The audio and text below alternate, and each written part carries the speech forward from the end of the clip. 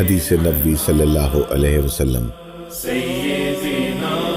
حضرت ابو ہریرہ رضی اللہ تعالیٰ عنہ سے مروی ہے کہ رسول اللہ صلی اللہ علیہ وسلم نے فرمایا، تمہارے پاس ماہ رمضان المبارک آیا، اللہ تعالیٰ نے تم پر اس کے روزے فرض کیے ہیں، اس میں جنت کے دروازے کھول دیے جاتے ہیں اور جہنم کے دروازے بند کر دیے جاتے ہیں اور سرکش شیاطین جکڑ دیے جاتے ہیں۔ اللہ تعالیٰ کی عبادت اور اس کی رضا حاصل کرنے کے لیے اس ماہ میں ایک ایسی رات ہے جو 1000 راتوں سے افضل ہے۔